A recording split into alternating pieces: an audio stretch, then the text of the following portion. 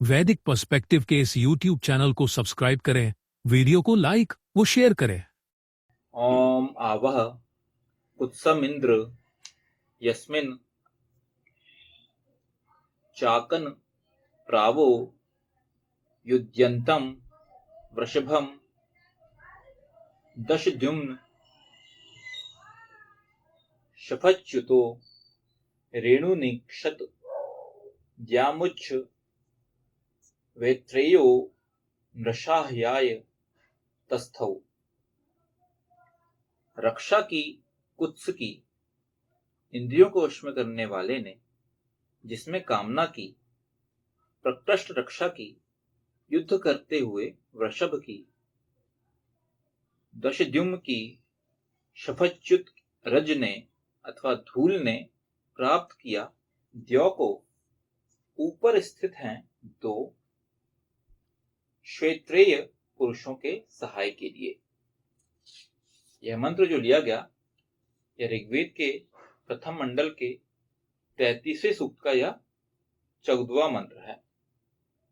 इसके ऋषि भगवान हिरण्यस्तूप महिमवत आंगिरस हैं। देवता अर्थात दिव्य विषय है। इंद्र अर्थात इंद्रियों को वश में करने वाला। इसका जो छंद है वह है भूरिक और जो स्वर है वह है त्रिष्टुप दैवत।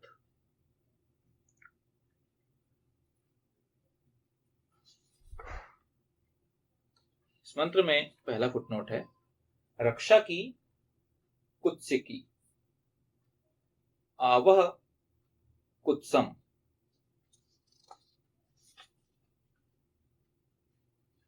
कुत्स इति वज्रनामसु पठितम। निघंटु 2:20। कुत्स अर्थात वज्र। पिछले अनेकों मंत्रों में वज्र द्वारा शत्रुओं के संहार की बात की गई है। चूंकि वज्र शत्रु संहार के लिए एक अत्यंत आवश्यक अस्त्र है, अतः उसकी रक्षा की जानी अत्यंत आवश्यक है। इंद्रियों को वश में करने वाला इसके प्रति लापरवाह या असावधान न रहे। तो पहली बात बोल दी गई है, रक्षा की कुत्स की। मतलब कुत्स मतलब वज्र। वज्र मतलब आपके अस्त्र शस्त्र। तो आपको अपने अस्त्र शस्त्रों की रक्षा करना बहुत इंपॉर्टेंट है। आप उसको लाइटली नहीं ले सकते। इसलिए आप पाएंगे आज की डेट में, अगर हम बिल्कुल लेटेस्ट देखें तो आप पाएंगे कि जो आपके परमाणु अस्त्र रहते हैं या ऐसे बहुत सारे अस्त्र शस्त्र रहते हैं, आप देखेंगे ये गोपनीय जगह में रहते हैं। ये किसी को पता नहीं रहता कि कहाँ है। ये जो देश रहते हैं इनको पता नहीं रहता। बाकी इवन देश के लोगों को भी पता नहीं कि हमारे जो अस्त्र हैं ये किस जगह पे रखे हुए हैं। आपको कभी पब्लिक नहीं होगा। ये सब गोपनीय है, हाईली कॉन्फिडेंशियल चीजें रहती हैं। क्यों? क्योंकि आपकी बड़ी इंपॉर्टेंट चीज है कि आपके जो कुत्स हैं उनका आप आभा कुत्सम, रक्षा की इसकी, वज्र की, तो अपने शस्त्रों की आप रक्षा करें। क्योंकि अगर ये आपने अपने शत्रु को मालूम चल गया तो वहीं पे खेल खत्म। क्योंकि शत्रु क्या करेगा, फिर इजीली उसको आपके मेन जो वेपन है आपका, उसको क्या आर्सेनल बोलना चाहिए, इंग्लिश में आर्सेनल बोलते हैं, जहाँ पे आपके जो मिसाइल सारा का सब आपका आर्सेनल के बारे में उसको मालूम चले तो वो उसको समाप्त कर देगा और फिर आप कमजोर बन जाएंगे और आप फिर युद्ध हार जाएंगे। आप देखेंगे इसलिए कि अभी जो रिसेंटली बात चल रही थी भारत पाकिस्तान के बीच में जो तनाव हुआ था, उसमें ये भी आया था कि कुछ कुछ लोगों ने ये भी एक थॉट प्रोसेस आई कि शायद भारत ने ऐसे कुछ जगहों पे अटैक कर दिया था, अटैक हुआ है जहाँ पे शायद पाकिस्तान के बहुत ज्यादा ऐसे शस्त्र जो रखे हुए थे उनमें शायद कुछ तो प्रॉब्लम हुई है। ये ऐसी मतलब ऐसी भी एक इस टाइप की बातें भी निकली थी। जो युद्ध विराम की बात हुई थी, उस युद्ध विराम की बात का रीजन भी ये निकाला गया था कि शायद परमाणु वाले जो वो हैं उनमें उनमें भी शायद इंडिया ने अटैक कर दिया था और इसी कारण शायद तुरंत ही फिर सीज फायर वगैरह ये करना पड़ा। कि अगर वो चीज एक्सपोज हो जाती तो शायद फिर बहुत बड़ा नुकसान हो जाता। तो ये भी एक पॉइंट ऑफ वो आया था कि इस ये भी एक रीजन हो सकता है। तो ये सब क्यों है? क्योंकि अगर क्योंकि ये सबको पता है कि पाकिस्तान के जो भी वहाँ के जो हैं वो कहाँ रखे हुए हैं, वो जिस जगह भी लोगों को पता है, बहुत सारे देशों को यहाँ पे रखे। तो अटैक में वो, तो ये भारत में पता नहीं चलता आपको कि भारत में कहाँ पे क्या है। आप बस बैठ के बोल सकते हो कि नहीं यहाँ पे हम अटैक कर देंगे, आप कहीं पर अटैक कर दो, पता ही नहीं कि कहाँ कहाँ रहेगा। तो ये जो चीज़ है बड़ी इंपॉर्टेंट है। इसलिए आप पाएंगे कि इवन जब हम बात करें त्रेता युग की, त्रेता युग में जो रावण की पूरी शक्ति थी, जो रावण की जो पूरी की जान थी बची बची थी, उसकी नाभि में थी। वो जो था वो बहुत अति गोपनीय बात थी कि रावण कैसे, रावण को आप हरा सको। वो इतनी गोपनीय बात थी, वो सिर्फ भाई को पता थी, विभीषण को पता थी। वो भगवान राम को, क्योंकि भगवान राम जैसे सिर काट रहे थे, होता क्या है, आप हृदय में मारो या सिर काट दो, सिर काट दोगे तो सामने वाला समाप्त। भगवान राम सिर पे सिर काटे जा रहे हैं, लेकिन उसका सिर आते जा रहा है।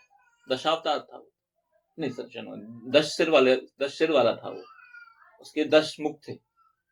तो वो तो उससे भी वो नहीं समाप्त हो रहा था। तो फाइनली मालूम जब चला, विभीषण ने जब बताया कि यार ये ऐसा है, यहाँ पे इसकी पूरी शक्ति है, तब जाके वो रावण ढहा, नहीं तो रावण नहीं जाता इतने इजीली। तो पॉइंट क्या है, ये जो इंपॉर्टेंट बात है आवह कुत्सम, ये बड़ा इंपॉर्टेंट है। क्योंकि ये अगर आपको मालूम चलता है, और ये अगर आपको मालूम चला तो आपके लिए फायदेमंद, और अगर आपके शत्रु को मालूम चल गया, और अगर आप अपने शस्त्रों की वज्र की रक्षा नहीं कर पाए, तो फिर आपकी हार तय है। इसके लिए यहाँ पे सबसे पहले यहाँ पे इस फुटनोट को यहाँ पे लिया गया है, इस मंत्र में ये बात बोली गई। आप देखेंगे पिछले जो 2-3 मंत्र हैं, तो ये इंपॉर्टेंट यहाँ पे बात कर दी गई है। दूसरा फुटनोट है, इंद्रियों को वश में करने वाले ने, जिसमें कामना की प्रकृष्ट रक्षा की, युद्ध करते हुए वृषभ की।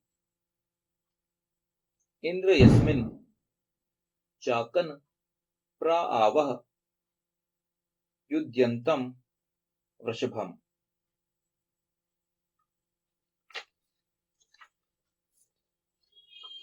वीर सेचन कर सकने में समर्थ वृषभ का उपयोग शत्रुओं से युद्ध में किए का वेद बार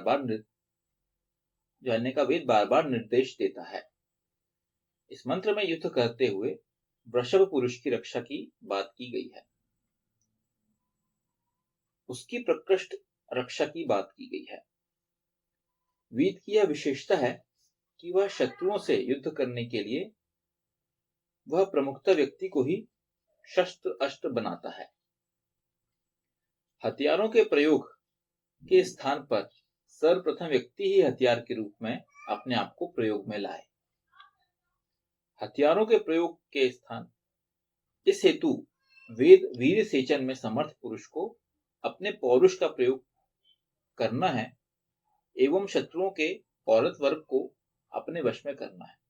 ये क्या आ रही है, ये अब बात आ रही है युद्ध के उन चीजों की कि कैसे आप बाकी चीजों के दौरान, मतलब सिर्फ और सिर्फ युद्ध मतलब सिर्फ नॉर्मल लड़ाई जो फ्रंट में होती है, उसके अलावा भी कैसे आप युद्ध में आप अपने शत्रु पर विजय प्राप्त कर सकते हैं, उसकी बात इस मंत्र में, इस मंत्रांश में आ रही है।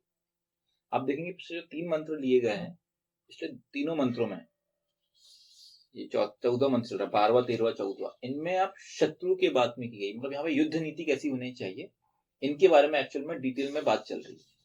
तो यहाँ बोला जा रहा है, यहाँ पे फिर से बात आ रही है किसकी, वृषभ की।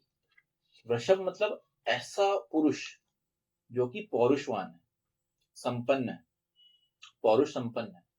तो यहाँ पे पहले बोल दिया गया है कि ये अपने आप में यही हथियार है। आपका जो पौरुष है वही सबसे बड़ा आपका हथियार है। ये जो अस्त्र शस्त्र आपको मिलेंगे ये तो सेकेंडरी है, पहले तो आप खुद ही इतने कैपेबल बने। इसलिए आप देखेंगे जो ये शस्त्र चलाया करते थे, वो शस्त्र चलाने से पहले वो खुद को भी इतने स्ट्रांग बनना पड़ता था कि उस शस्त्र को चला सके। क्योंकि अगर वो शस्त्र ही इतना स्ट्रांग है कि उसको होल्ड करना भी हर किसी के बस की बात नहीं, वो उतना कैपेबल इंसान ही वो शस्त्र को होल्ड कर सकता है। इसलिए हम जब सोचते हैं कि भगवान राम का ये शस्त्र था, भगवान विष्णु का ये शस्त्र था, भगवान कृष्ण का ये शस्त्र था, तो बाकियों के पास ये क्यों नहीं थे? वो इसलिए नहीं थे क्योंकि बाकी लोग उतने कैपेबल ही नहीं थे ना।